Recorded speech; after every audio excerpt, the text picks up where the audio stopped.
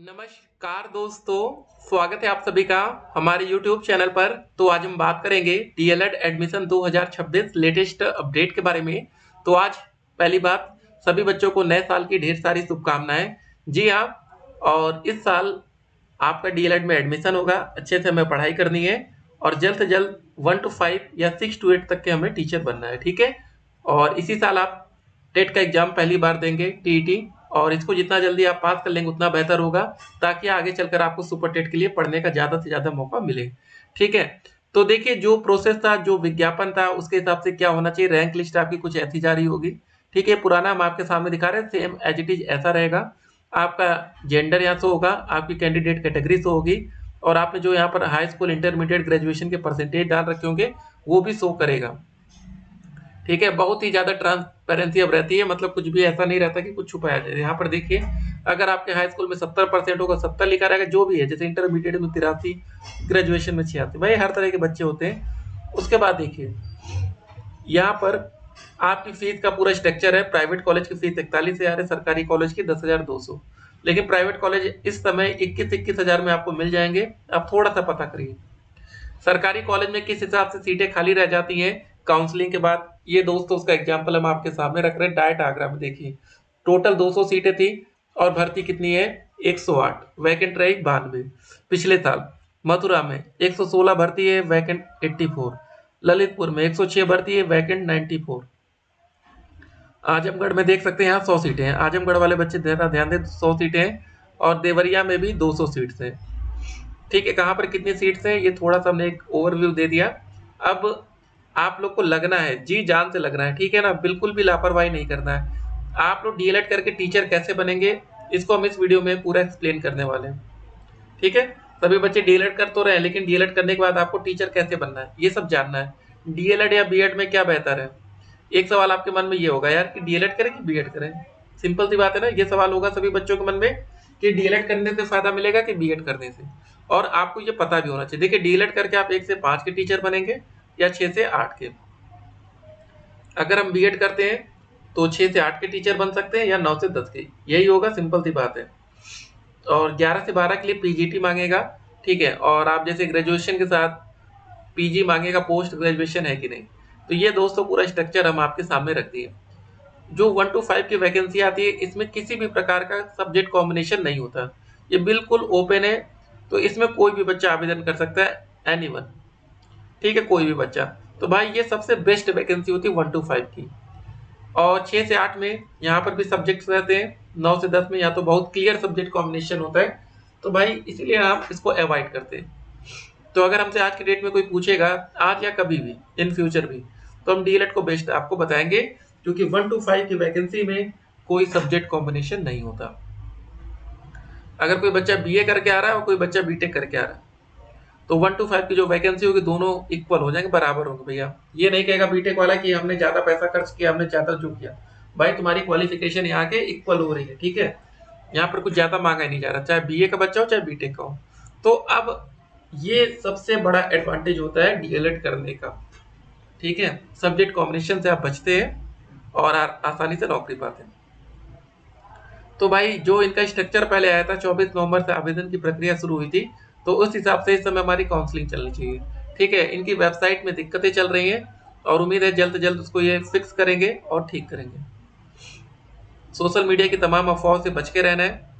बाकी दोस्तों, काउंसलिंग का जो भी शेड्यूल आता है, डायरेक्ट एडमिशन पोर्टल्स की बातें होती हैं, एज लिमिट की बातें होती हैं, वो हम आप तक पहुंचाते रहेंगे, ठीक है। किसी भी प्रकार की आपको लापरवाही नहीं करनी है, पढ़ते रहना है और बढ़ते रहना है।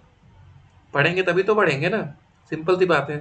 तो और चीजें जानते हैं कि डीएलएड करके हम टीचर कैसे बनेंगे, डीएलएड से टीचर तक का सफर हमारा कैसे तय होगा।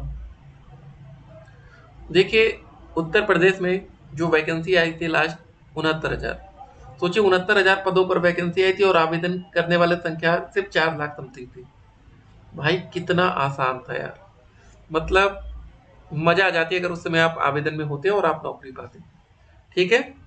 और उस समय बीएड कैंडिडेट्स की संख्या एक बहुत ही बड़ी थी। अब उनको पूरी तरीके से क्या कर दिया गया है, बाहर। बहुत से बच्चे बीएड वाले भी डीएलएड कर लिए, ताकि उनको लगता है कि आने वाले टाइम में वैकेंसी आएगी तो हमारा नुकसान नहीं होना चाहिए। तो अब एक बात हम समझते हैं यार कि डीएलएड करके हम टीचर तक सफर कैसे तय होगा। उत्तर प्रदेश की जो वैकेंसी आई थी, यहाँ पर सबसे पहले एक 60% का रूल चलता है सुपर टेट की मेरिट में, और 40% आपका एकेडमिक होता है, जैसे आपका हाई स्कूल, 12वीं क्लास, ग्रेजुएशन क्लास और डीएलएड, सबका 10-10% लिया जाता है। जैसे भी आपने डीएलएड का फॉर्म भरा होगा, टोटल परसेंटेज लगता है कि भैया हाई स्कूल में 80 है, इंटर में 90 है, ग्रेजुएशन में 60 है, ऐसे जोड़ते हैं। अब जैसे मान लीजिए 10% का मतलब अगर आपका हाई स्कूल में 80 है तो आपका 8 नंबर लगेगा, 90 है तो 9 नंबर, 60 है तो 6 नंबर, मतलब 75% है तो 10 से भाग कर दीजिए, 7.5 आ गया, ऐसे। ठीक है, ऐसे आ जाएगा ना। तो ये मामला है। तो इस तरह आपकी मेरिट बनेगी। 60% का मतलब है सुपर टेट का पेपर हमारा 150 अंकों का होगा। ठीक है, जितना भी नंबर लाएंगे उसका 60% हम नंबर लेंगे। ठीक है, और हमारा यूपी टेट या सी टेट का एग्जाम एज इट इज होगा। इसमें हमें सिर्फ क्वालिफाई करना है, इसमें हमें सिर्फ पास होना है, ओनली पास।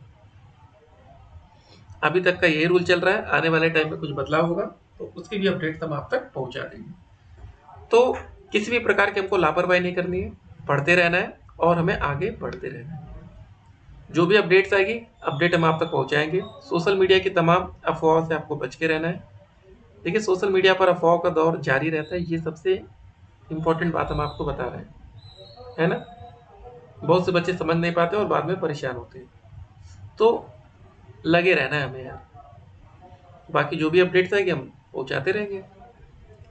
आप लोग को पढ़ते रहना है, ठीक है। अगर पढ़ेंगे नहीं तो बढ़ेंगे कैसे, सिंपल सी बात है। तो जो भी और अपडेट्स आती है हम आप तक एक एक अपडेट, पल पल की अपडेट्स पहुंचाते रहेंगे। तो सबसे पहले हमें डीएलएड में एडमिशन लेना है 2025 का बैच।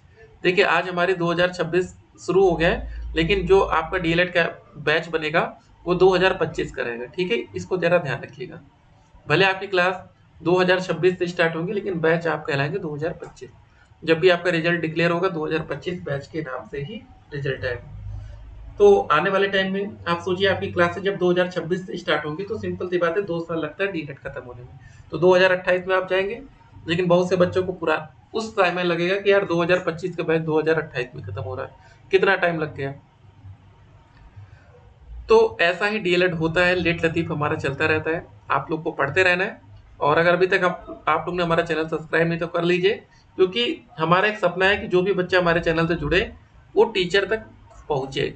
ठीक है, और आप यूट्यूब चैनल पर जाएंगे, जाते ही होंगे, तो भाई वहाँ सब कुछ बहुत डिफिकल्ट दिखाया जाता है, ऐसा कुछ होता नहीं रियल लाइफ में, क्योंकि वहाँ पर आपको कोर्सेज बेचने होते हैं।